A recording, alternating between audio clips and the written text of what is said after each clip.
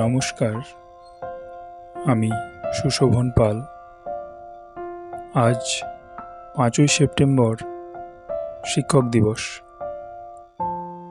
আমার প্রতিটি শিক্ষক শিক্ষিকা, গুরুজন ও দাদা দিদিদের প্রণাম জানাই।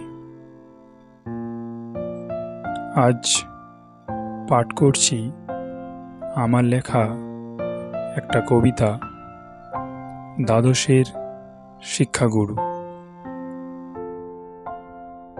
সুব্রত স্যারের ম্যাথমেটিক্স ছিল কলম থামেনি কখনো খাতায়। হাতের লেখা একটু অস্পষ্ট ঠিকই, অসুবিধা হতো ওনার মুখের কথায়। গোবিন্দ স্যারের কেমিস্ট্রি টিউশন, ছাত্রছাত্রীদের ভিড়ে ঠাসাঠাসি। পড়া না করলে অপমান দিতেন, আর মাঝে মাঝে হতো হাসাহাসি।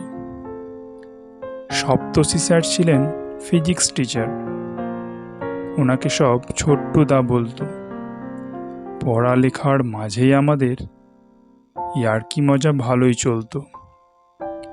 প্রদীপ স্যারের বায়োলজি ছিল প্রাণী উদ্ভিদের নিয়ে কথা বলা। পড়তে গিয়েই জেনেছি তখন জীবদেহের কোষ থেকে কলা। নিতাই স্যারের কাছে পড়তাম যখন, প্রাপ্তিতে ম্যাথের অন্য দ্বিতীয় টিউশন। সহজ অঙ্ক সমাধান না পারলে তখন হাসিয়ে দূর করতেন মনের কনফিউশন।